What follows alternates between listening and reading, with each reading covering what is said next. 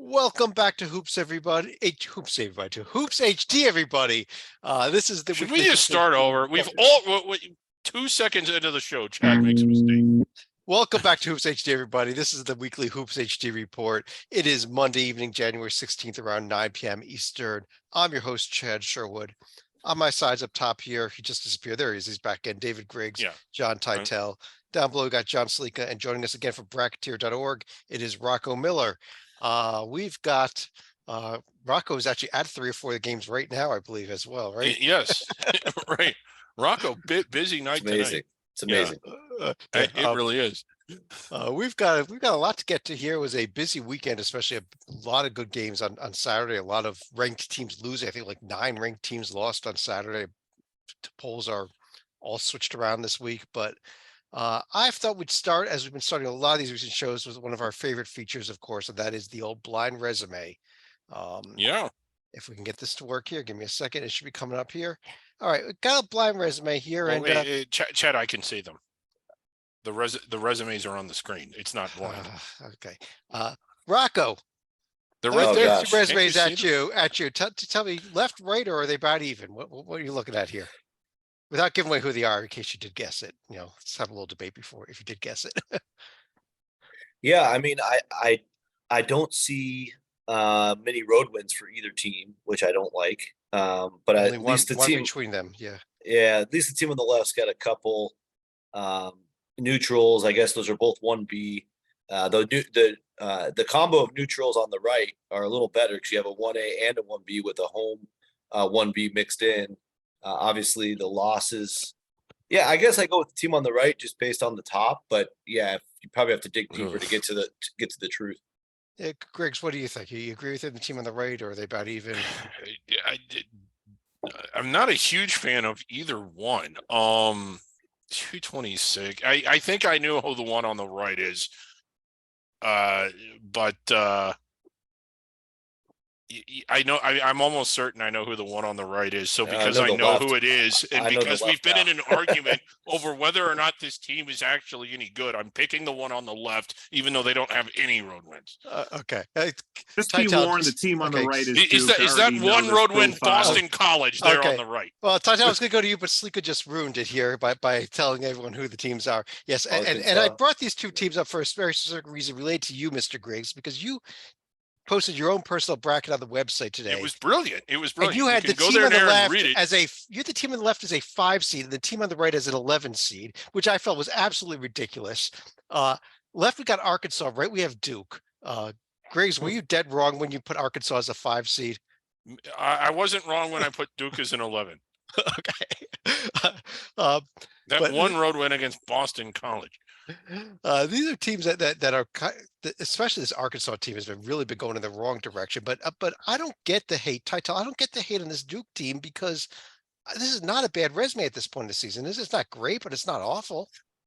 It's not an 11 seed.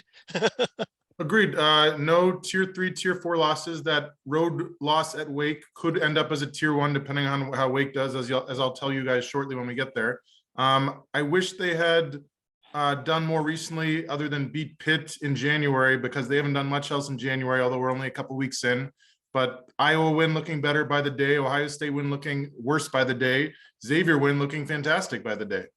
Yeah, absolutely. It's looking fantastic. And this Arkansas team, though, on the other hand, Rocco, I just see this as a team going in the absolutely wrong direction. Has now lost 3 in a row, 4 out of 5, and has been San Diego State and nobody at this point. It's interesting. It made me go back to Musselman's first year the other day when their game went final against Vanderbilt. Every year under Musselman, they've had a slow start in SEC play. So this is actually par for the course. I think last year they were 3-4. The year before 0-3. The year before 1-3. They've gotten off to a slow start in every year with Muss, and it's worked out okay, except for his first year when they didn't make the tournament. But every other year they've not only made the tournament but went far into the tournament. So I would say cool your jets, let things play out. They're still figuring out the rotations. The one thing I will say about Arkansas while we're on them is really I actually got to cover this matchup last year, the Elite Eight, Duke versus Arkansas.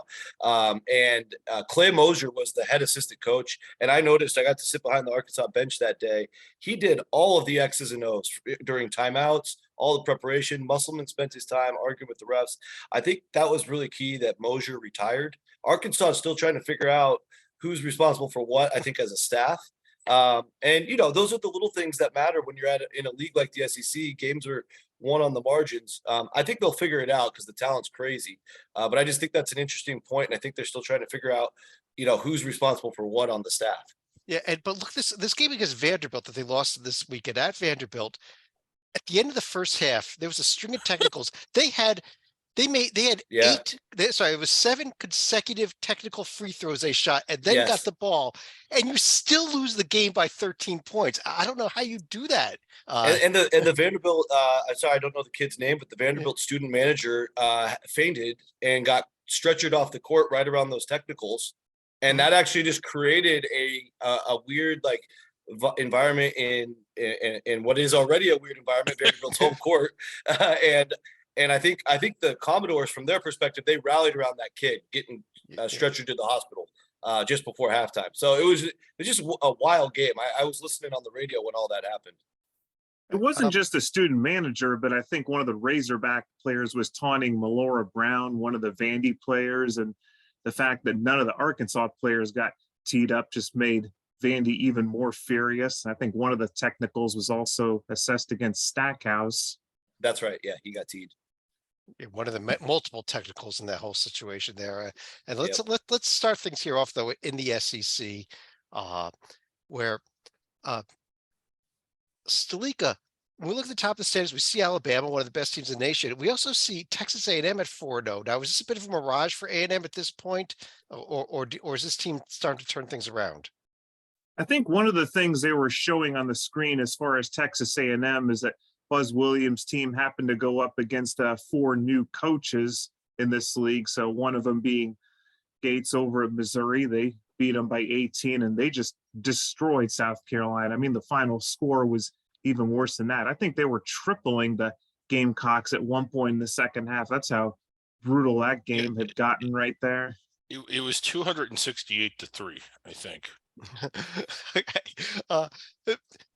If Texas A&M is a bit of a mirage, Titel, how about Georgia? Is this team suddenly maybe a little bit for real, especially with their wins this week against both Mississippi schools? Barely, but I'll give it to you. So they've only lost 1 game in the past month. The irony is that it was to Coach Mike White's former team in Gainesville. They haven't beaten a single top 100 team in non-con play, but looking decent, wins over Auburn, Mississippi State, Mississippi. Couldn't have picked a worse time, however, to take a road trip to Lexington on Tuesday, because the Cats have their mojo back, as everybody saw over the weekend. But they're getting it done by guarding the 3-point line. 28% allowed from behind the arc is number 8 in the nation. Seems like the only problem they have had recently is homesickness. They had a freshman named Kyron Lindsay enter the transfer portal last month, and he's from Denton, Texas, and committed to Texas Tech last week.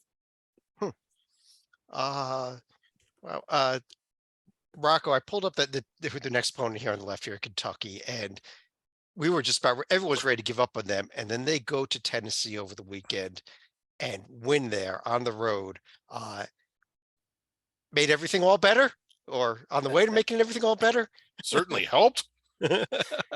Yeah, I mean, there's a lot of different ways you can spin it, right, Chad? So I think in one sense, you could look at this optically and say, okay, when Kentucky's interested, they're going to show up, which, clearly they were interested. I don't know how they got to the level where they're capable of losing at home to South Carolina, but it's in the books. It happened. They have to live with it and move on with it. But the other interesting thing was, from a personnel standpoint, they get Toppin and Wallace back for the big game against Tennessee.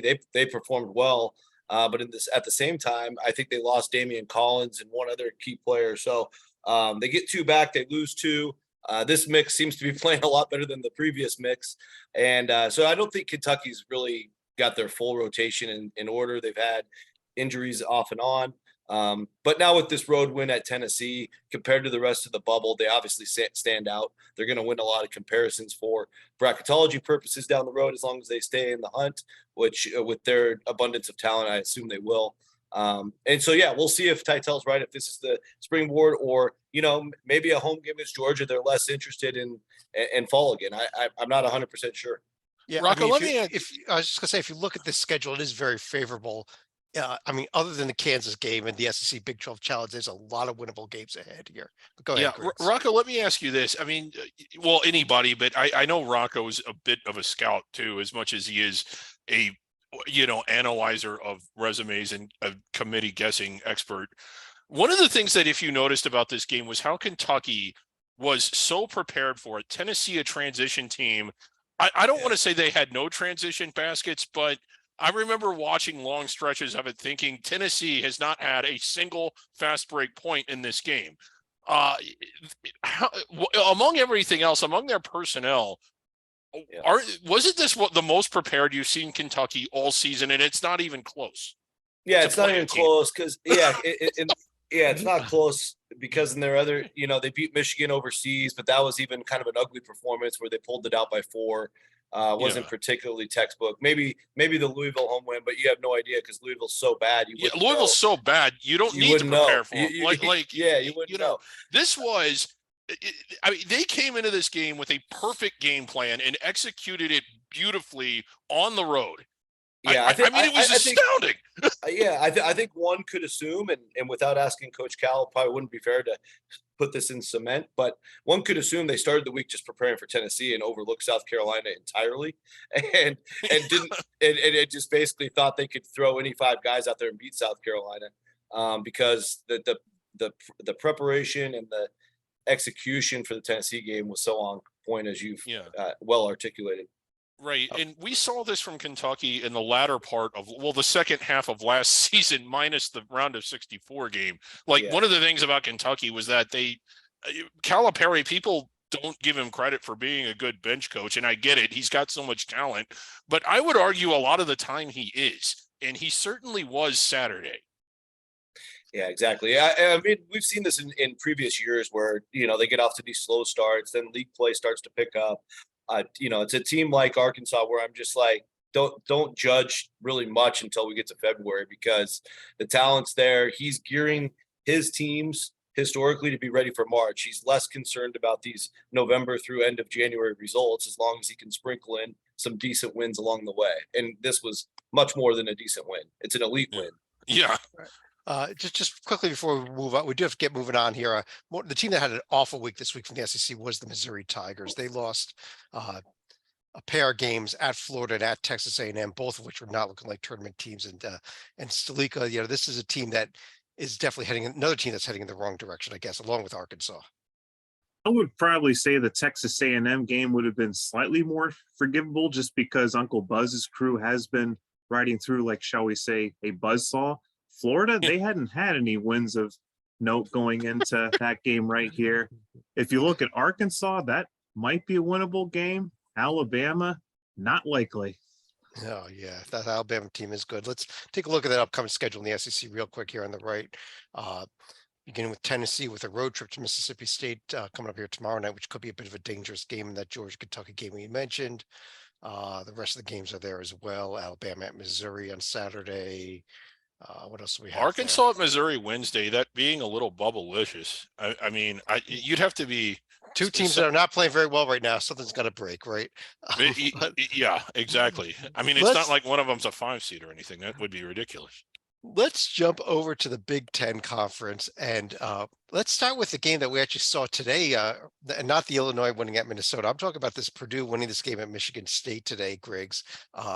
This was a heck of a game between two very good teams, and even though maybe Michigan State's resume isn't quite there, I thought this Michigan State team showed a lot, even though they lost at home to Purdue. And they've been showing a lot. Like let's pull it up. Actually, well, I guess we can pull up both of them. Purdue it tops out high. There's nothing bad on it other than a loss to Rutgers, which. With that game, I think I was far more impressed with Rutgers than I was disappointed in Purdue. Michigan State, they kind of, I don't want to say they fell off my radar, but they weren't a team that was really grabbing my attention all that much, but they certainly have it now. And when you look at this resume, the win at Kentucky, it came at a time, who knows, I think that game was on a battleship or something. Or was it? No, that was the that was the Champions Classic. They played Gonzaga on a battleship. Yes. But winning at Penn State, winning at Wisconsin, really good. So there's some decent stuff on there. And then when you watch them play, they played fantastic today. And they've won away from home, albeit one of those wins was at Portland. But I mean, I like this profile, and I like the way that they're playing. And I think that they're heading towards their signature 6 and 7 seed, and then they're going to go from there to the Final Four. The other team I want to discuss a couple of these teams here, but Titel, Iowa is a team that everybody gave up on when they lost to Eastern Illinois. I'm loving the way this team's playing right now, though. I'm going to explain why you shouldn't have given up on them. They did start 8-6. I get it, but 4 wins in a row: Indiana, Rutgers, Michigan, Maryland. I think they're back inside the bubble. I have them as a 10 seed after I had them out of the bracket like just a week ago. The most amazing part of this winning streak, they did it without Coach Fran McCaffrey's son, Patrick, who stepped away from the team a couple of weeks ago for mental health reasons. And I know about the Eastern Illinois loss, and they were missing not 1, but 2 of their best 3-point shooters that night: Patrick's brother, Connor McCaffrey, and Chris Murray. I get that it's never good to lose to a team that's 7-12. I get it. But if I'm on the selection committee, I can understand why that game was an anomaly. They were missing 2 of their best players.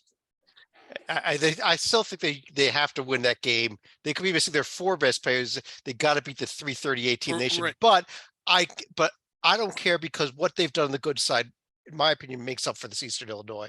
And I'm personally am willing to overlook that game almost at this point. Yeah, and Titel does have a point. When you look at the Eastern Illinois game, their next game was Nebraska, and they did not look good in that one either. I know it was on the road, but Nebraska's, they need binoculars to see the NIT, to take a line from Rocco, I think. And they got boat raced in that game. So like when you go from, that is a really, really bad 8-day stretch. You take that out, and I know that the committee won't and shouldn't, but if you take that out, Chad's right. This team for 95% of the season has easily looked like a top 30, maybe even a top 20 team without those 2 losses. Yep. And the next thing I want to discuss here, Rocco, is my team, my Rutgers Scarlet Knights, breaking the top 25 of the 8 people this week. Overtime win over Ohio State, win at Northwestern on a last-second shot by Cam Spencer, the new hero who should be first team Big Ten. Your thoughts on my team, though? Yeah, well, I mean, it's obviously been a wild one in terms of how a lot of the games have finished. Some good, some bad. Getting revenge on Ohio State last night, I thought was necessary. Kind of get the basketball gods back on your side with that Buckeye battle. But the road win at Purdue. It's Purdue's only loss right now. So the longer that goes on and continues to be a truth, I think it makes Rutgers stand out against a ton of teams they'll be compared against. So right now, the interesting thing is, resume-wise, because they lost to Temple, because they have multiple Q2 losses, they're sitting with a resume around 40th. I think it's 41st in SOR, but their predictives are measuring very well. I think their average right now is 13 on the predictives. So they have 2 extremes going on, and kind of the opposite of what we're used to with Rutgers. I think usually Rutgers' resume is stronger and predictives aren't there. This year it's the opposite. So it's really interesting. I think very talented team with Peichel. Obviously in the Big Ten, it's more just about staying healthy above 500. And if they do that, they've got the wins already to carry them to a bid. And if it goes at this trajectory, heck, they're in the discussion, I would think, right now for protected seed. Wow. And I gotta use the John Titel logic here, that if you're gonna discount the Eastern Illinois game, we gotta discount the Temple loss. Both Paul Mulcahy and Caleb McConnell were both out for that game. So I'm using the Titel logic here. Boy, if this is how we're doing it, when we look at San Jose State, I can't wait to discount some of that. Well, the thing is like in both of those examples, Chad, it's not as bad as it seems, but it's also not ignorable either. It's somewhere in the middle. Like it's one piece of your 30 piece of pizza season, right? So you have to take it for what it's worth. It's a part of your story. You have to own it. But you got all this other stuff going well, that's going to overshadow it. And what we've seen from the selection committee in recent years is they love the predictives and some of that for the seeding, and that could really shoot Rutgers up the board the way it stands right now. Stalika, I pulled up on the left here, Ohio State. I know you're an Ohio guy here. I got to ask you about it. With this loss at Rutgers, with the awful, awful home loss to Minnesota, are the Buckeyes suddenly on the bubble? I think you have to throw it up to something other than just bad luck right here, given that number 359 ranking right here. The Buckeyes do not have the excuse of injuries that teams like Rutgers and Iowa have right here. Yeah, and you got to throw it out there here. That the Rutgers home win, the Big Ten reviewed the play the day after and said that basket should not have counted. This team could be sitting here at 9-8 and clearly on the bubble or below the bubble right now. Below it, yeah. And they wouldn't have the strength of schedule that Creighton would have either. Mm-hmm. Yeah. Let's take a quick look at the upcoming schedule here. There's a lot more. We could spend another hour on the Big Ten with teams like Penn State and Northwestern and Wisconsin, but I like all three of those. I'm glad you at least mentioned them because I like Northwestern. I know they're coming off a loss, and Whiskey. I still don't understand why the net doesn't like them, but they're good. If you look at this upcoming schedule, you want to circle almost every single one of these games. I mean, you can almost say throw away the Minnesota games, but even then, it's a home game at least against Purdue. So that let's try to keep things rolling along here because we are going pretty slow for our show. ACC slow and steady wins the race. ACC. Oh, screw this league. Let's skip it.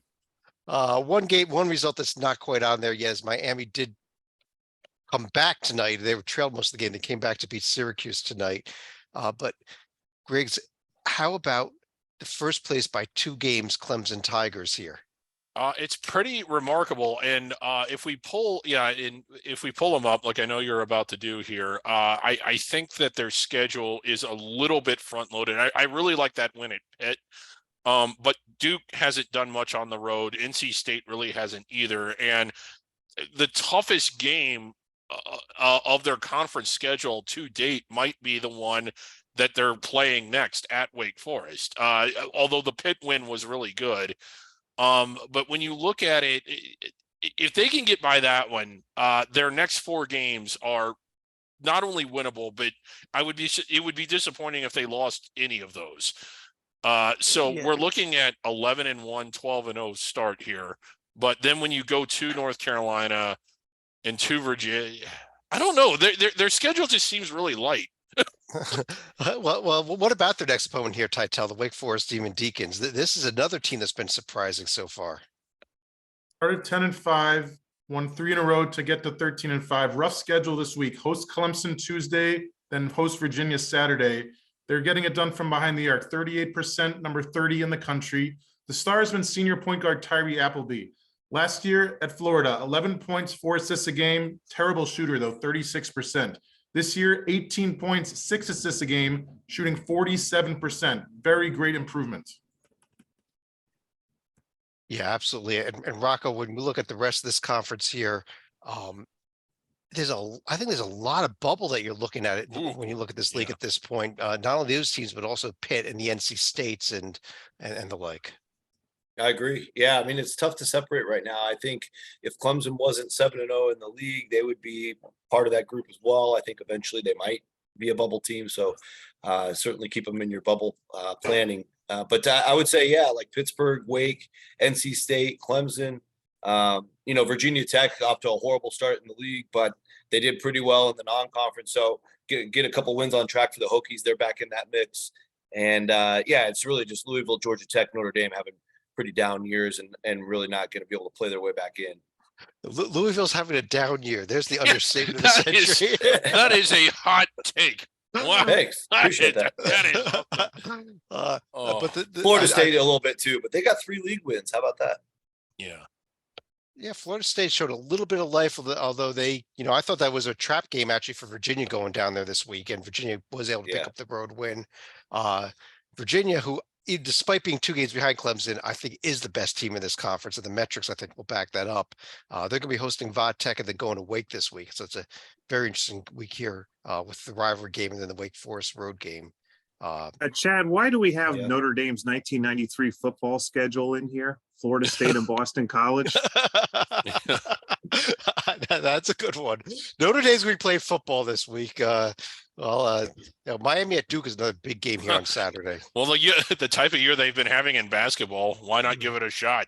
You put some football players out there, so they can play. Yeah, actually, a couple of interesting Saturday games. The Miami Duke game, also the NC State North Carolina game on us coming up on Saturday as well. Conference full of some of the best teams in the nation is the Big 12, including what I think is the best team in the nation, Stalika, in the Kansas Jayhawks. They somehow found a way to beat Oklahoma on Tuesday, and they followed up with another close win on Saturday over Iowa State. This has been a season of cold walks for the Jayhawks right here, but as the sign says in the fog, abandon hope, all ye who enter, or something like that. Abandon all hope, ye who enter here. That's Dante that said that. And they ripped that off. And Oklahoma, for that matter, it's like no one can seem to finish against the Jayhawks for whatever reason right here. Well, they're pretty good. I mean, you know, there is that. Actually, my veins this game tomorrow. Yeah, Rocco, we got a fascinating game tomorrow between Kansas and Kansas State. And this K-State team on the right there had been looking so good. And then they had that game at TCU where they just didn't show up, I thought. Yeah, I think a lot of the trials and tribulations caught up to them. That's going to happen in this league. They had the OT emotional win at Baylor, the crazy 116-point win at Texas the week before, kind of cruised in that Oklahoma State home game. But I think they were due kind of a butt whooping, just based on the fact that they're winning a lot of these games on the margins. You go back to the Grand Cayman Classic. I mean, if Nevada doesn't miss free throws, Nevada beats them in the semifinals. Then they get a miracle shot to beat LSU in the finals. Yeah. So Kansas State's been, they got blown out at Butler. I love what Jerome Tang does. I mean, he's just getting so much out of Marcus Noel, a Sun Belt player just a couple of years ago. And the story of Keontae Johnson coming all the way back from his tragic fall at Florida and now playing so well back to his full potential. It's an awesome story, but I just, just from a ceiling standpoint, I don't know that Kansas State's really going to stay in the top 10 or 15 the rest of the year. They're going to have days like the TCU day. But I do know tomorrow when they play Kansas, they're going to be amped. And I think Tang had a really awesome quote today. I'm trying to remember along the lines of what he said. Just something along the lines of if we keep Kansas has been living rent free in our heads for 20 years. That ends tomorrow. Anyway, yeah, something like that. Check that out. But these guys are going to be fired up. That place is going to be on fire, and I will not be shocked if they get that win tomorrow. Tytel, on the left there, I brought up the Texas Longhorns, a team I know you want to discuss here, who continue to find ways to win despite their head coach being ousted. Picked up a pair of single-digit home wins over TCU and Texas Tech last week. Only two losses are in overtime to Illinois at Madison Square Garden and to Kansas State a couple of weeks ago when the Wildcats shot 60% from the field and made 31 of 33 free throws. I thought they were going to fall apart after his arrest and firing, Coach Beards, but Rodney Terry's kept the train on the tracks. I have them as a 2 seed. They're going to be tested this week on the road at Iowa State Tuesday, at West Virginia Saturday. Little worried that Super Frosh Dylan Mitchell might have hit the proverbial freshman wall. In his last non-conference game last month, 16 points on 8 of 9 shooting. In 5 conference games since then, 22 combined points and has missed all 3 of his free throws. Riggs, I got to ask you about one other team in this conference because you had them in your bracket that you did this morning, and I'm trying to figure out how a team that's 0-5 in this conference should be in any bracket here. West Virginia, it's a very weird profile because they've only lost to good teams, but if you got to win a game sooner or later, don't you? Yeah, I think the win at Pittsburgh, especially as decisive as it's okay. It's okay. It's okay. Well, it's not like I had them on the 4 line. But I kind of had them hovering around the bubble, and it was just you look at the loss at Xavier, the loss at Oklahoma, the loss to Purdue, the loss to Kansas, and the loss to Kansas State. Those teams are something like 186-1 at home or but on. Don't you have to win a game sooner or later? Yeah, sooner or later. So, I mean, I don't like I mean, it's not, I'm not big on them. I selected them because it's a 68 team field. Title, did you have West Virginia in? I thought so. Let me check. Okay, then maybe I have them as a 9 seed. A Okay, 9 seed. I think I had them lower than that. Okay, can you? I just don't understand it because I get the strength No, of it's schedule fair. is amazing, but It is easy to poke holes in this. It is a Swiss cheese resume. Oh, you're talking to Titel. I'm sorry. The win over at Pitt is good. The win over UAB is good. When they lost to Kansas, they were missing one of their best players, Johnson. They haven't really lost anybody bad. They've lost to a bunch of great teams in the Big 12 and Purdue and on the road at Xavier. So it's more of a no bad losses rather than a ton of good wins. But if this team could not lose a single bad game all season, it finished 5 games under 500 with this schedule they have left here. In which case, I assure you, I'm not going to have them as a 9 seed. Yeah. Okay. I am totally went to the wrong page there. Let's go over here. How about that? That was the wrong page. Right. But this conference, I had 6 protected seeds out of this. That's ridiculously good. And look at this upcoming schedule here. Stalika, I mean, every single game here, again, circle all of them. Even come to discuss Bedlam on Wednesday, for example. Yeah. And we'll talk about the Octagon of Doom first right here, and then Bedlam. And if we're looking for one to really single out on Saturday, I probably would say Texas at West Virginia as far as a sign of desperation for the Mountaineers. Yeah, I think it's a big week for West Virginia. This is a chance at home to pick up notable wins against TCU and Texas. Let's jump over to the Big East Conference. Stalika, let me stick with you for a second because your team, Xavier, heck of a week, home wins over Creighton and Marquette. You were at both those games too. And so was Rocco, I think, right? Yeah, Rocco was there. I mean, I've been with Rocco at a Marquette game one year. I can't say we were able to get that done this year here. We weren't seeing, Trayvon Blewett scores 2,000th point this year, but it felt like Xavier and Marquette probably would have run up the score even higher than they did, because when that game started, Tyler Kolek had 20 points in the first half, and Sean Miller was getting furious at the team because they were just letting him score at will in the paint, but they made some adjustments at halftime. He only gets 5 points in the second half, and Sule Boom quickly becoming one of the most clutch free throw shooters in the final minutes of a game. Just get him to the free throw line, and he is just about automatic for the Musketeers. So he has definitely been a godsend as far as Miller in the transfer portal this year. That's awesome. Yeah, I love Sule Boom. He started his career at San Francisco, and he was an awesome spark plug as a freshman with Jamari Abuye, who, of course, is about to be on the Miami Heat someday soon. But, yeah, to see him do that as a freshman, go to UTEP for 3 years, just gets better every year. And now doing at the highest level of college basketball, really happy for that kid. He's an 88% free throw shooter, Stalika, you're mentioning. And, I think Xavier as a whole, they're going to have to get some big road wins down the stretch to stay in the top 2 or 3 seeds or whatnot. But what they're doing in Miller's first year with a collection of guys that either stayed or they brought in like Boom, it's pretty fascinating, and credit to all those people involved out there. Yeah, the road landmines are still to come. They got to go to Providence, to Marquette, to UConn. UConn lost 4 of their last 5, by the way. So not in a long stretch, but it's hard to not be impressed with what they've done. And when you look at their losses all to good teams, and at least in 2 out of the 3, and maybe all 3, you get the sense that Xavier's better now than they were at the time of all 3 of those losses. Right. We do need to move on here. We don't want to do a whole show about Xavier. So let's look at the rest of the Big East here. And Titel, this Creighton team, kind of like West Virginia, we were discussing the Big 12, one of those head-scratching profiles with some great metrics, but, kind of they need to get some wins, don't they? Although they picked up one of their best of the season this past week. So this is kind of the definition of a home court hero. Over the past 6 weeks, 4-0 at home, 0-5 away from home. And 10-8, I understand that doesn't impress anybody, but I have them as an 11 seed, and here's why. 3 of the losses without reigning Big East Defensive Player of the Year, Ryan Kalkbrenner. He's healthy now. 4 of the other 5 losses, single digit, away from home, against protected seeds, Arizona, Texas, UConn, Xavier.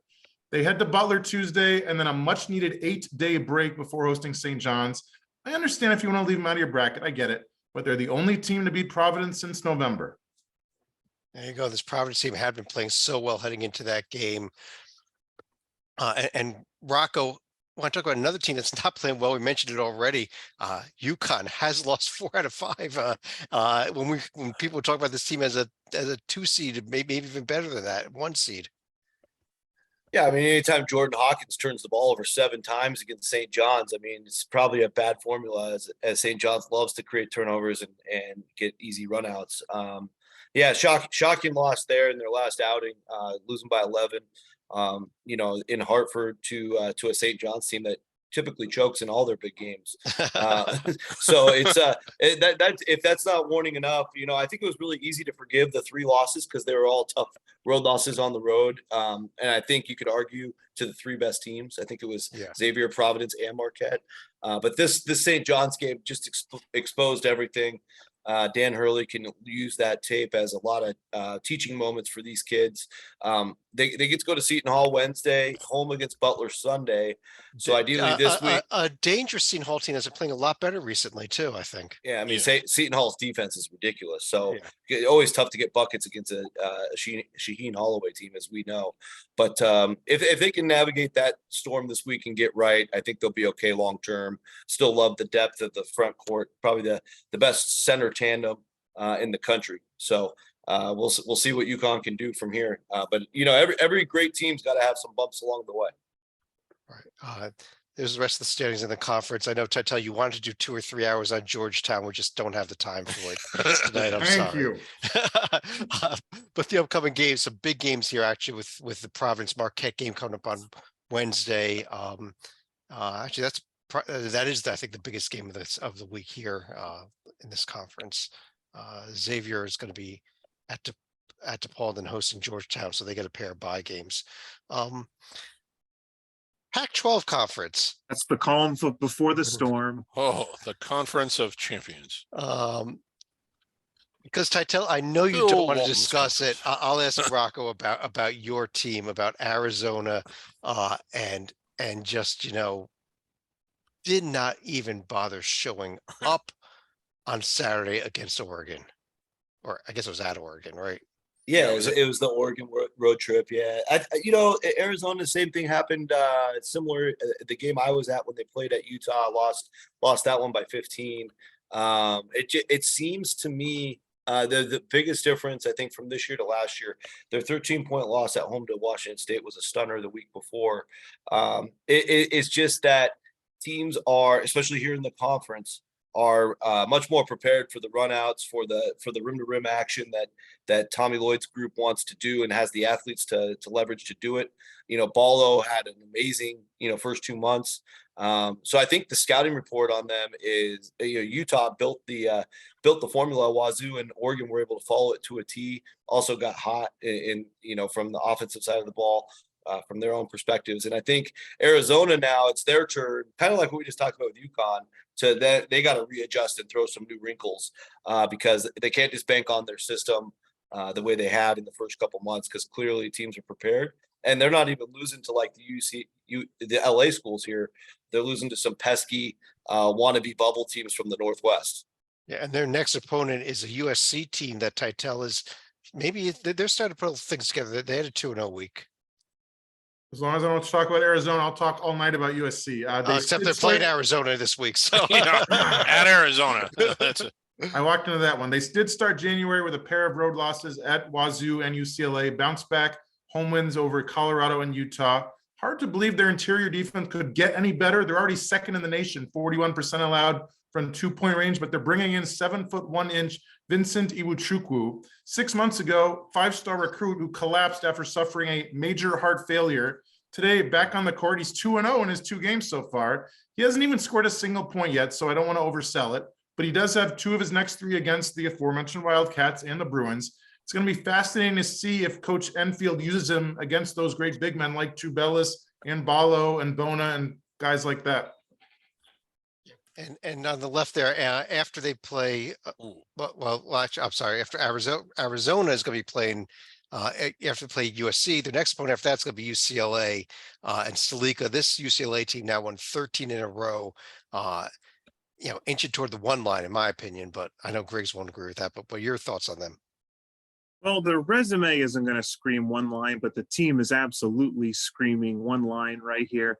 They're starting to develop the Cronin tendency as far as their defensive intensity, but he's got offensive weapons that he never really had while at Cincinnati. So they're going to be dangerous on multiple levels right here. But if they sweep this Arizona State and Arizona roadie, then we probably can start to have some serious conversations about UCLA cracking into the, maybe not the top line, but definitely the top 2 seed lines. Well, if they sweep these 3 games, the game at Arizona will be a 1A game. The game at Arizona State and the game at USC will both be tier 1 games. Well, that's 3 tier 1 wins in a row. If they can do this, I don't know. If they can, 5 of their next 7 are on the road. And you know what? I could see them winning all 7. This UCLA team is really good. I wouldn't have them on the one line right now, but if they run through this gauntlet, you got to look at them as a 1, don't you? Yeah. I mean, yeah, absolutely. They're not far. Yeah, they're not that far off as it is today. I think one of the biggest things missing is they haven't had a lot of road opportunities. They got the Maryland win, and Stanford doesn't mean anything really, and the Washington schools. So now this is their chance to fill the void that's really missing from a 1 seed profile. So if they do it, they're pretty much just hanging out, waiting for one of the 4 above them to fall. Yeah. There's only 4 games to watch, in my opinion, in the Pac-12 this week. They are the UCLA, USC teams at the Arizona schools. All 4 games have the potential to be really good games too, though. So circle those without doubt. I won't be watching Wazoo, Colorado, I don't think. Griggs, the number 1 team in the nation, according to the polls, is the Houston Cougars. They just continue to pretty much roll. They struggled a little bit with South Florida this week for a little while. They did. Playing with their food, I think, kind of thing. Yeah, South Florida was right in there, and you kind of wonder, are they getting a little bit bored with their season? Because when you're consistently undermatched and you're consistently the showcase game every time you go on the road, do you need something like there isn't a rabbit in front of you to chase anymore? You're just sort of biding your time until the NCAA tournament starts. I think a lot of teams in this situation don't play at 100% because they don't have to. And even if they drop a game, I still don't think it's indicative of how well they're going to play in the NCAA tournament. But it's hard to not really like this team a lot. The win at Virginia in particular, I mean, that's a probable protected seed win on the road. Right. And one of the interesting games coming up, not this week, but the following week, though, Titel, is they do have a road trip to UCF coming up here. You're overlooking a big one, Chad. The game at Tulane tomorrow? Oh, yeah. It's sold out, baby. Tulane's won 5 in a row. All right. Let me ask you. Let me ask. I'm sure all their games are sold out. And then Rock, we go back to you for Tulane, but let's do that. Yeah, I'm fired up to talk about Tulane. Okay, Titel, how about UCF first? I'll try to hustle through it to reserve some Tulane time. I really thought Johnny Dawkins had something special. He had a 13-4 record and a double overtime win over Memphis Wednesday, and then road loss at Tulane on Saturday. They do get the rest of this week off. Yeah. Perfect. Before heading to South Florida on Saturday, then they host the Cougars the following Wednesday. So one reason they did beat Memphis was free throw shooting, 33 of 37, only made it back to the line 12 times against Tulane, and injuries are starting to pile up. Point guard Darius Johnson has missed 3 in a row with a leg injury. 7-footer Michael Durr has missed 2 games with a thumb injury and might need surgery. So I think it's going to keep going down, unfortunately. Rocco, hey, a coach voted Tulane into their top 25 poll this week. So they got 1 vote, but you want to talk a little green wave here with the home loss to Fordham? Go ahead. Well, yeah, and I mean, earlier in the year, Jalen Cook missed some time. I know he missed two of the losses, and you look at Jalen Cook; he's probably the bona fide NBA player on this team by far. And you look at his usage rate, 31% usage rate, top 20 in the country. So they run basically everything through Jalen. and you have the three-headed monster of him, Kevin Cross, and Jalen Forbes. It's a reason why I had them in the bracket preseason. They're an extremely talented bunch when healthy. They're finally hitting their stride, 5 in a row. I covered UCF a week ago in their home win against SMU. Really impressed with UCF. Tulane took them down by 8 just a couple days ago to tune up for this huge Houston challenge. And we saw UCF give Houston fits. We'll see if Tulane can finally deliver a knockout punch to Houston here in the American. And again, when you have a team like a Houston, it's kind of like a Gonzaga in the WCC in previous years. This is a chance to take a bite out of a big apple and start building, a second, a third, a fourth resume. As I do think Tulane might start getting some looks if they can win this game. We already know UCF and Memphis are probably going to hover around the bubble the rest of the way. Yeah, and I just quickly pulled up that Memphis profile over there. How big would that if they'd won that game at UCF last week? I mean, this profile would be looking like a tournament team as opposed to looking like a bubble team, which is where I think they are right now. Yeah, I agree. Never mind the fact that they needed a buzzer beater just to cover the win at Temple. They did, but Temple was 4-1 going into that, and Temple's a fifth strong team in this league, and Cincinnati's a sixth. So I don't think this league is as bad as the last few years. I think we actually have like 6 pretty solid teams, and ideally for the league, 3 get in, and maybe a long shot at 4. I think 3 would be pushing it, Rocco. I like Memphis there as a second team right now, but they got to move up in the standings a bit. But unless someone's going to steal the auto bid, there's the upcoming There's the upcoming schedule. The big game is the Houston Tulane game coming up tomorrow night. But take a look at Memphis as well. If they host Wichita State, they have a tough road trip to Cincinnati on Sunday. They could use road wins if they want to build that profile.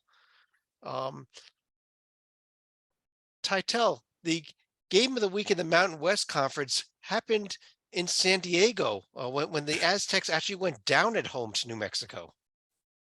Kind of shocking. They'd won 9 of 10 since Thanksgiving, and then 9-point home loss to the Lobos last Saturday. You can't explain this one away with injuries, just with free throw shooting. 11 of 21 was atrocious.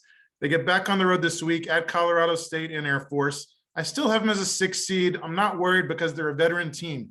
Each of their top 9 scorers are juniors or seniors, and they're still looking good to make the tournament. But if I had told you in mid-January that they'd be 1 game ahead of some team named San Jose State in the standings, would you believe me?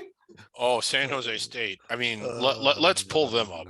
Let's stop because I want to highlight the fact that Title just told us San Diego State has the very dangerous Front Range trip coming up this week at Colorado State and at Air Force. Stalika, what about the Lobos now with that win? The team that last undefeated team and then blew a couple, but now real big bounce back. New Mexico was coming off of a pair of back-to-back losses. Fresno State, always tricky to go into some of these road environments in the Mountain West. Losing to UNLV was probably a little bit of a tougher blow just because it's going to show up as tier 3 on a team sheet right here. San Diego State was really their last best shot at shall we say, a quad 1A win right here. And they passed that test right here. Now they just got to avoid some of these landmines. They're going to be popping up like San Jose State and Air Force and Wyoming coming up. Well, there are some good nets, though, here, Rocco. Teams like Utah State, which I think has a fraudulent net, but Boise State and Nevada, maybe a pair of decent teams. Boise's good. Go ahead, Rocco. Yeah, Boise's on a roll. The crazy stat is the last 2 December Januaries, Leon Rice is 23-2. Obviously, last year had that 15-game winning streak during this stretch, and now crushing it during this stretch again. And it's not like they play slouches. They've had to go to UNLV, go to Wyoming, go to St. Louis. So it's not just home wins. And I think Boise's really hit their stride. They have a top 10 defense nationally. It's exactly how they did it last year. But right now, they're actually the top offense in Mountain West games. Small sample size. Has only played 5 league games thus far. But the signs are really, really good. DeGenhart's now a sophomore. Marcus Shaver's a great point guard. Max Rice, the coach's son, is playing well as a senior. Boise's got a strong profile, a little bit of everything. But, I think they can overcome that home loss to South Dakota State. They're in pretty good shape right now. Yeah, it's a very weird profile too. They don't really have any wins over any tournament teams, but they probably lead the nation in tier 2A wins. I mean, Yeah, I mean, And I that think one Utah, little group Utah there. State's close. UNLV was there. Now they're probably not there. And St. Louis is a good road win, and A&M was a de facto road game as well. They're all really good wins. It's just kind well, of yeah. like a little bit of a strange looking Well, profile. yeah, but that is the question. I mean, is there enough loose change there to add up to dollars? And I think there is. Yeah. There's something to be said about, yeah, their resume doesn't top out that high, but it's very good. Well, but they've got the game at New Mexico and the game at San Diego State to come, Yeah. so there's chances here, and the home game Two at of San them. Diego State as well. Yeah, Yeah. So You got Nevada and New Mexico this week, so that's a big week for the Broncos starting tomorrow. Yeah, big game tomorrow, Nevada, Boise State. Also, big game tomorrow on FS1, all access, mic'd up Tim Miles. Tim Miles against Richard Pitino. It might be worth a watch. Absolutely. And don't forget, Tim Miles has had a whole week to prepare. San Jose State had a bye this weekend. I mean, that's a dangerous game for New Mexico. And he doesn't even need it. He just needs a few hours to prepare. And then throw in as well, we have a front range game with Wyoming and Air Force tomorrow night. So it's a heck of a night in the Mountain West Tuesday. Why wasn't this the feature conference, Chad? This is just an amazing week. And New Mexico and Nevada coming next Monday. Also, when you want to circle a bit here. It's going to be quite the clash of tempos between New Mexico and San Jose State, with number 20 going up against number 349. Yeah. Ty, let's jump over to the West Coast Conference and let's talk about, according to the net, the best team in the conference, and that would be the number 8 net St. Mary's Gales and not the number 9 net Gonzaga Bulldogs. Started December with a 5-point loss to Houston and Fort Worth. They've won 10 of 11, only a 2-point loss to Colorado State. Road cupcake at Pepperdine on Thursday, and then possibly, I think, a tough home game against Santa Clara on Saturday. I have them as a 7 seed, but if you want to succeed in March, you got to improve your free throw shooting, 65%. Especially considering each of their 4 losses were by 5 or less. So it has been biting them in the butt. Arizona, not the only team who wins games with foreigners like Tubelis and Ballo and Krisa and Larson. Coach Randy Bennett, 4 of his top 7 guys are from abroad. 3 from Australia, Alex Dukas, Kyle Bowen, Harry Wessels, 1 from Lithuania, Rocco's favorite, Augustus Marciulionis. And Griggs, I pulled up Gonzaga on the right here. It's a team that has a very impressive profile, but 3 of their last 4 games, I get they were tough road trips, but it was a close loss at Santa Clara, a really close loss at BYU, a close loss at San Francisco. And by close, you mean trailed by seemingly 30 minutes or more in all 3 of those games, but still won.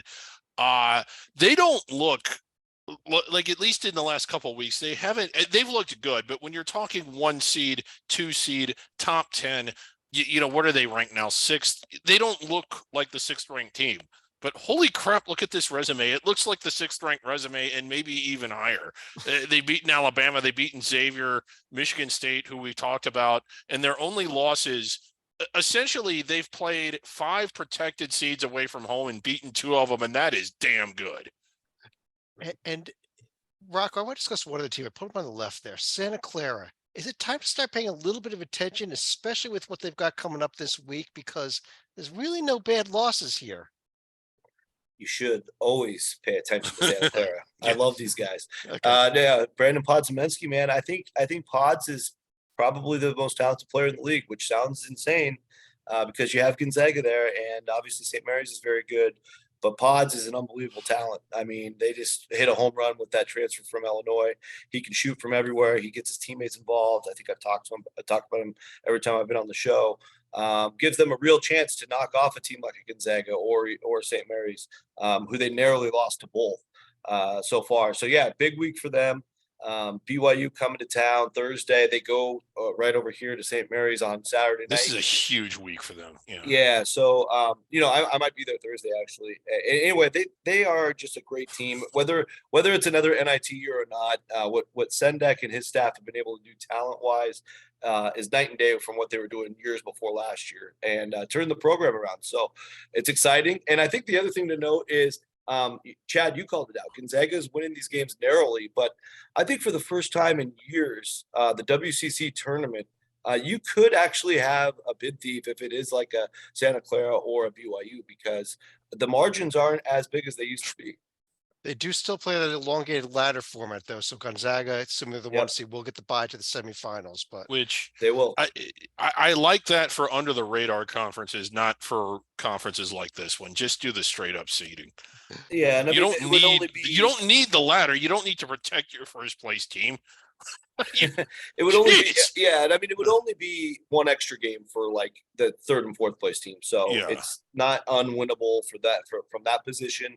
I should also add that Loyola Marymount's playing very well as well. They're just, they're still letting teams like Pacific beat them, but they did beat BYU just a couple weeks ago, and I think they're playing. Cam Shelton's having a great year, and I don't think you can sleep on the Lions. Yeah. There's the upcoming schedule for the week. Gonzaga is going to be hosting Loyola Marymount at Pacific. We already mentioned what St. Mary's and Santa Clara are going to be doing. We have last few weeks we've been discussing them. We're going to discuss them again. They're still in the top 25 now in both polls. Is College of Charleston. Let's get them both. Oh, can we get both profiles side by side, or are we doing one? Okay, I figured I'd throw these guys up there first, just because especially tonight they went and they absolutely pounded William and Mary earlier today. A William and Mary team that had just won at UNC Wilmington, which was the second best team in the conference. So this Charleston team continued to just pick up wins. I'll go ahead and pull up their team sheet here, though. Yeah, it wasn't surprising that they pounded William and Mary. It was very surprising that Bill and Mary won at Wilmington. Okay. If you look at the remaining schedule, that it doesn't seem to be any significantly difficult games left, especially now on the road.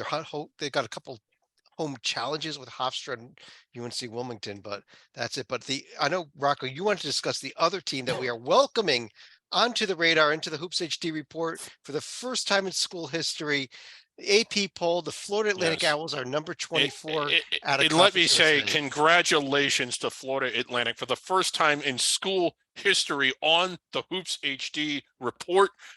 This is a big deal for them. Rocco, you've been following this team very closely, I know. Yeah, no, it's been a blast. I got to be down there 11 days ago when they beat UAB down the stretch. And since that time, they had another tough one with Charlotte where they won down the stretch, a tough one down the road at FAU where they won. And tonight, the Western Kentucky game, even for a half, as we talked about before we came on, and blew them away in the second half with just relentless attack of a non-existent Western Kentucky defense. And the thing I really like about Florida Atlantic is it's a different hero every night type of team, just such a balance. John L. Davis comes off the bench, but the last couple of weeks, he's just been an unbelievable spark in the second half. Did it again tonight, 12 points in the second half of his 14. The game I was at with UAB, he had 36 for the game, but almost 30 in the second half. Vlad Golden in the middle at 7-1 is a major problem for a lot of teams, not only in the CUSA, but I think in the NCAAs, if the Owls keep this going and get to the dance. And he's backed up by a guy named Giancarlo Rosado, who's a much more wider frame, who they had to use a lot more just from a matchup standpoint from UAB. And so I think, we're going to talk a lot about their resume down the road. I think it's clearly better than Charleston's already. They've got a road Florida win, a sweep over North Texas. Now they've got, UAB still qualifies as Q2 at home. They'll get to go to UAB in a couple weeks. So I think they're in a point now where their metrics are great, and I think Florida's going to do better. Their only loss is Ole Miss without Michael Forrest in that game. Don't know if the committee will care or not. I certainly care. I've watched almost all their games, and I could tell they were not their usual Florida Atlantic selves that day. But otherwise, this team's just such a treat to watch. And I think they've got some real staying power to be a Sweet 16, maybe an Elite 8 team, if it stays the way it is without any injuries down the road. If the season had just started on November 12th, we'd be looking at two undefeated teams right here. They both lost on November 11th. Yeah, 11. That's Nigel Tufnell Day, by the way. That's for you Spinal Tap fans. It goes to 11. Tytel, let me ask you as a committee guessing expert here. Assuming that both these teams lose in their conference tournaments, what type of margin of error do they have the rest of the season? Can they and still make it as an at-large team? Do they have to win out at one loss, two losses? Since they're ranked, I think they have a little bit of more margin than you'd think. So, for example, I think they each have 31 regular season games, which mean they could finish 30-1. And if they get upset and are 30-2, I feel very confident that they're making the tournament. As far as how low they can go, if they finish like 25-6 and they don't have a lot of meat on the bone because they don't have a lot of meat left on the schedule, I think that's pushing it. So that is kind of our window. And then it becomes like if they finish 28-4 or 29-3, like I would have to do a deeper dive, but I think that's our range. Okay, I think the range might be. Can I make an observation here? The range for Charleston is probably a little less because if you talk about them finishing 27-5, you're talking about losing to some horrendous opponents. Whereas you know, at UTEP, at UAB, at Charlotte, not that those are games that you wouldn't expect a tournament caliber team to win routinely, but if they don't win all of them, I still think that Florida Atlantic can be okay with a loss or 2, 3. I don't know. Yeah, that's what I was going to say, Griggs, especially with Florida Atlantic. You know, they lose these 2 games that I've highlighted here, UAB and Charlotte. They're not going to look awful on the resume. Whereas you pick any 2 losses from the Charleston, you pick their best 2 losses, Hofstra and UNC Wilmington, they're going to look bad on the resume. That's now, of course, if Florida Atlantic loses twice to Texas San Antonio, it's a different story. But you know, yeah, and I think that's a good point, Chad. I think you know the recent examples are Murray State last year, who just had a couple losses, and Wofford in 2019 since the net took over, and they both got in on the 7 line. Both ended up winning their conference tournament, I believe, but I don't think Wofford had a win against the field. If Florida misses the tournament this year, and obviously North Texas probably won't get in that large, UAB probably won't get in that large, Florida Atlantic could be in that position. But the CUSA conference as a whole is performing as a top 10 conference. So that's much better than what Wofford had or what Murray State had. And so that's going to allow the cushion that you're talking about. Yeah, there was a contingency team that year from the SoCon. I forget who it was. Was it Furman? That was Greensboro that year. It was Greensboro. Yeah. So, I mean, there was a team that got really, really close. But to your point, and Murray State or Wofford would not have dropped 4 lines with a loss in the conference tournament at any point, even if it were the quarterfinal game. So you can I think Wofford was in on the first ballot before the SoCon tournament even started. Right. Well, let's exactly. Yeah. Let's move over to final thoughts. And Titel, because you've got a picture here, I'm going to start with you first here, because that does complete all the teams. You want to talk about this guy who's still cashing checks, right? Since we're recording this on MLK Day, I want to take a minute to reflect on the state of minority participation in college basketball amongst coaches. Tubby Smith won it all in '98 at Kentucky. Since then, in the past 25 years, only minority coach to win is the guy on your screen, Kevin Ollie at UConn in 2014. Good news this year, several strong contenders. Kelvin Sampson at Houston, now Rodney Terry at Texas, who we didn't have even a month ago, and Shaka Smart at Marquette. The bad news in a sport that has a majority of players who are African-American, we still have a majority of coaches who are white. I'm not sure if we can ever hope to have those percentages equal out one day, but as a famous man once said, I have a dream. Stalika. That's going to be a little hard to follow up right here, but I do want to go back to Clemson right here that we talked about earlier that is now 7-0 for the first time in school history. This is a program that's been to, I think, 1 Elite 8 back in 1980, and they've also had 1 ACC regular season championship back in 1990 and also a 1997 Sweet 16 that probably could have gone even further had they been able to upset Minnesota in the tournament that year. Of course, that being said, they only have, I think, 1 win at North Carolina all time. So continuing to see some unlikely milestones for the Tigers program that's certainly a little overdue, and thumbs up to Brad Brownell, who's quietly been running a decent program down at Clemson. My buddy Brad. Rocco. Yeah, just a couple of fun facts from the Southeastern Conference. So I didn't get mentioned that Alabama basically broke, I don't even know how long the record is, but they fired 33 three-pointers in the first half against LSU and ended up with 54 attempts for the game, sinking 20, destroyed the Tigers. I think the game was like 46-14 at half. They won it 106-66. Just a Nate Oates special, 5 out. Everybody shoots the rock. They had a couple sneak previews of this earlier in the year when they fired 46 against Jacksonville State and 35 against South Alabama, but this was a whole new level and against SEC quality competition.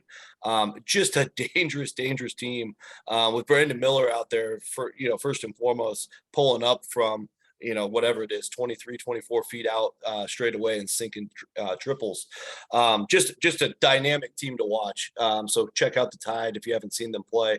And then the last note is Texas A&M. I was there in Gainesville the night when they left their uniforms at the hotel. And since that moment, they have been a different team. They are, as you mentioned earlier, winners of 4 in a row, all against the new coaches of the league, Golden, McMahon, Gates, and South Carolina's Paris. Yeah, Paris. Thank you, John. And so now they're sitting there at 12-5, 4-0 in the league, still undefeated in the league. Florida's coming back to do a full circle game on Wednesday. Looking forward to seeing how that goes. Florida themselves has won 3 in a row. Hopefully, I'm the springboard for both of them turning their seasons around. We'll see how that plays out. He goes to every game, and now he springboards teams to wins. Griggs, let's do it. Yeah, I just want to take this opportunity here to mention something. I know we're running low on time, so I'll keep this short. But with Florida Atlantic coming in, let me see if I can get this up. Oh, Chad, can you enable the screen share? Go ahead. Okay. Be up now. Okay. Yeah. So with Florida Atlantic coming in, it's and us getting to mention them for the first time on the Hoops HD report. It is also the first time we get to mention one of the greatest things in college basketball, in all of college sports, in all of sports in all the world. Yes, it is the curtain. The CUSA curtain. It is beautiful. Yes, it is. Okay. A moment of silence for that. Yeah. Well. It is amazing. We need a Big Sky team to get into the rankings so we can talk about the floor sweepers. I don't even know what that was, but that was the curtain. It was the curtain. Yeah, I do have a final thought also on a serious note. I do, we have seen, we saw it this year so far already, more off-court instances than I remember in many, many years. First with Mike of Peake a tragic shooting, nature, is that what? Absolutely tragic. Yes. Mike Peake incident involving New Mexico and New Mexico State, and then we just found out that Darius Miles, who had been out for the season for an injury for Alabama, but had been there with the team even on Saturday. There, when it's been charged with homicide, with murder, and a shooting incident on late Saturday night, and this is just absolutely, it's heartbreaking to see this and to see all this gun violence involving college athletics of all things. And, it's, I don't even know what to say, but, hopefully that this is the last we have anything like this for a very, very long time in this sport. But on that note, I guess on behalf of John Titell, John Stalika, Rocco Miller, check out bracketeer.org. David Griggs, hopefully he won't be back ever again. I'm Chad Sherwood. Thanks for joining us. What is that supposed to be? Real soon.